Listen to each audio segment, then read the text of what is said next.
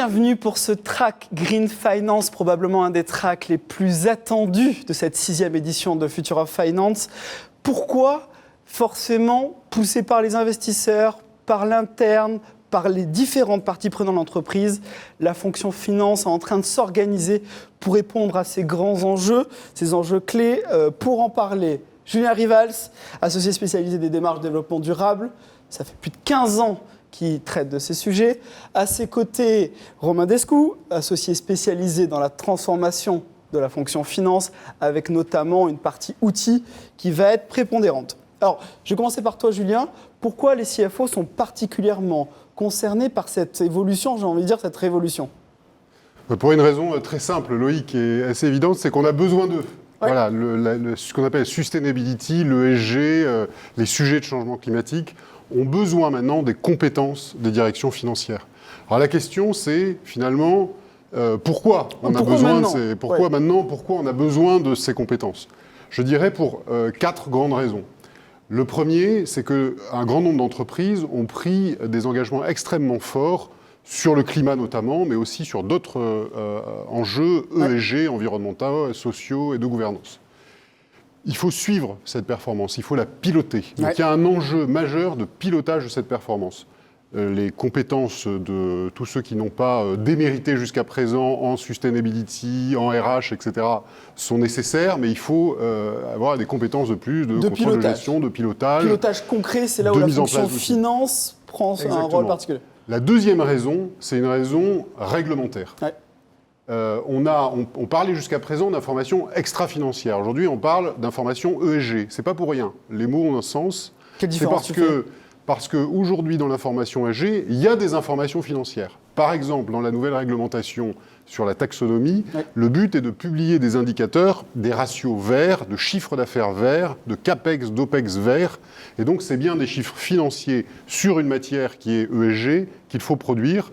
Donc, il y a besoin de compétences de direction financière. Ça, c'est produire et qui va être audité. Là, tu prends ta deuxième casquette. On a le temps. D'ailleurs, d'abord, mettons en place. Oui. On verra dans un deuxième temps la fiabilisation. Mais il y a un enjeu de fait de fiabilisation de ces informations qui est grandissante puisqu'elles sont de plus en plus importantes. Je vous rappelle que ces ratios sont utilisés de plus en plus par les investisseurs, sont parfois, alors les ratios financiers green vont l'être certainement demain, mais plus largement l'ensemble des informations ESG sont utilisées dans le cadre de crédit, par exemple, de négociation de crédit, pour le financement, dans les bonus des dirigeants ou des top managers. Donc là, on voit bien qu'il y a un lien financier sur ces sujets ESG. Donc ça, c'est la deuxième raison, elle est donc réglementaire. Pilotage de la performance, première raison. Deuxième raison, réglementaire. Lié au réglementaire. La troisième raison, c'est l'attente absolument évidente aujourd'hui de tous les investisseurs. Il y a un mouvement d'intégration des critères ESG chez tous les grands investisseurs. Et donc, ce qui était avant traité à part dans les relations investisseurs, les roadshows ISR, etc., qui étaient faits souvent par les directions de développement durable, maintenant devient cœur de métier des relations investisseurs. Et puis la dernière raison, elle n'est pas anodine, c'est qu'avec ces grands engagements, notamment sur le climat, se pose la question de l'impact sur les états financiers de ces engagements, de ces prises de décision, par exemple net zéro. On veut net zéro en 2050, il va falloir une feuille de route de sortie, de transformation de l'entreprise. Quel est l'impact sur les comptes ? Est-ce que ça a un impact sur les comptes, sur les états financiers ? Et donc là, on voit bien qu'il faut les compétences des directions financières, sans aucun doute. Bon, donc on comprend le momentum. Merci Julien. Romain, ça signifie quoi concrètement pour les directions financières en termes d'organisation, de processus, de people ? Alors tu l'as dit Loïc, la première chose, c'est les personnes. Et donc il va falloir sensibiliser les personnes des directions financières à ces sujets-là. Julien en a parlé. On est sur des sujets complexes. Et donc au-delà de la sensibilisation, il va falloir les former. Une fois que ces personnes sont... Sensibiliser les équipes qui ne sont pas formées, on va être clair, au développement durable. Quand on est comptable, contrôleur de gestion... Ouais. Exactement. Mais ça fait partie des compétences qu'il va falloir avoir dans les directions financières. Et puis après, tu l'as dit aussi, c'est l'organisation. Il faut qu'on organise la transversalité entre les équipes ESG, finance, RH, pour justement organiser la transversalité dans les modèles, dans les états financiers, dans les reportings. Et puis le Concrètement, un troisième élément, c'est toute la partie système d'information qui va constituer les briques de base de la partie fonction finance. Et là, clairement, il y a cette transversalité également à organiser en termes d'outils et de données. Julien, on voit une montagne devant les directions financières. Si on doit séquencer et prioriser, par quoi tu commencerais ? Alors je pense que la grosse difficulté, c'est qu'il faut commencer un peu sur beaucoup de fronts. En revanche, je pense qu'il y a des sujets de court terme, des sujets de moyen terme et des sujets de long terme. Les sujets de court terme, ils sont évidemment réglementaires. C'est quels sont les impacts pour la prochaine clôture, pour les 2 prochaines clôtures. Il y a 2 grands sujets majeurs. La taxonomie verte européenne, il va falloir sortir ces ratios que j'évoquais tout à l'heure. Pourquoi il va falloir les sortir ? Des premières informations plutôt légères pour la fin 2021. À partir de 2022, ça se complique. Et en 2023, on a le scope complet des obligations taxonomie, si tout reste égal par ailleurs, parce qu'il y a encore beaucoup de transactions, de tractations sur ces sujets. Donc ça, c'est le court terme. Il faut produire les chiffres et être en conformité. Le deuxième niveau, le moyen terme, c'est que derrière ces chiffres, derrière tout ce pilotage que j'évoquais tout à l'heure, il y a un gros travail à faire sur la data ESG. Il y a un besoin de fiabilisation, il y a la standardisation qui va arriver, notamment au niveau européen, puisque l'EFRAG est en train de travailler dessus. Donc ce qui avant n'était pas standardisé, était chaque entreprise présentait ses informations ESG comme elle le voulait. Demain, ce sera beaucoup plus rigoureux. Donc il y a un besoin de travailler cette data ESG, avec derrière d'ailleurs un besoin de digitaliser cette information pour que ce soit utilisé plus directement par les investisseurs. Et puis le long terme, c'est la prise de recul sur tout ça et se poser la question sur finalement comment une entreprise crée de la valeur et comment une entreprise veut démontrer qu'elle crée de la valeur au-delà de la valeur purement financière. Et donc là, il y a des travaux très intéressants qui sont lancés sur les modèles multicapitaux, par exemple.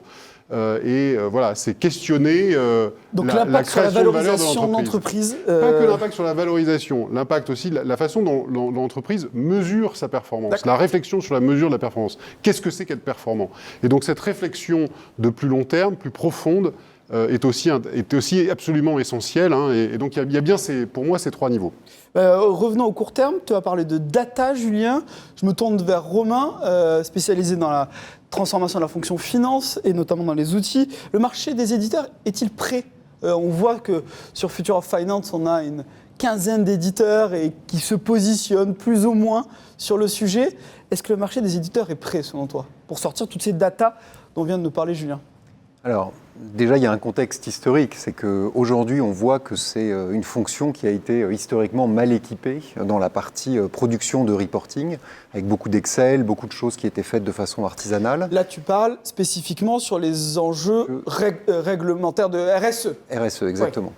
Ouais. Et évidemment, on le voit aujourd'hui, il y a une multitude d'acteurs, d'éditeurs qui se proposent sur ce marché ESG, avec des outils qui sont agiles, matures, user-friendly. Donc évidemment, on a très envie de les utiliser. Il y a juste un sujet, c'est qu'on n'a pas aujourd'hui un seul outil qui va tout faire. On a des outils qui vont répondre à des besoins spécifiques. Julien parlait de taxonomie, de reporting, de consolidation, de projection, de simulation. À chacun de ces besoins, on va avoir un outil qui va répondre. Et donc, on a un écosystème quelque part à construire d'outils de pilotage, d'outils de suivi de la performance qu'il va falloir que les directions financières aident à construire.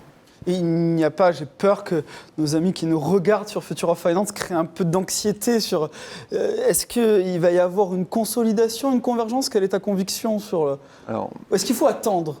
Alors moi je pense qu'aujourd'hui, il faut se poser ces questions-là, poussées évidemment par la partie réglementaire. Ensuite, on a une fonction finance aujourd'hui qui est déjà équipée avec pas mal d'outils. Et donc quelque part, il y aura, je pense, une réutilisation des outils existants qui aujourd'hui font très bien leur travail de récupérer de la donnée, de la retraiter, de la simuler, de la consolider. Et donc on va avoir à un moment ces outils qui vont être utilisés et donc une convergence à avoir entre les données ESG, RH et les données financières. Est-ce que tu penses notamment aux outils d'EPM particulièrement qui vont être au cœur du modèle ? Oui, alors les outils d'EPM auront leur rôle à jouer, clairement dans cet aspect de modélisation des nouveaux business models de l'entreprise et de projection dans des business plans, dans des plans à 3 ans, autour justement de ces nouveaux indicateurs. Et est-ce qu'il y a des ambitions de collecter, identifier, puis traiter l'information au sein de l'ERP ? Alors, il y a effectivement ce type d'ambition, et on voit les acteurs historiques de l'ERP qui sont en train de se positionner dessus.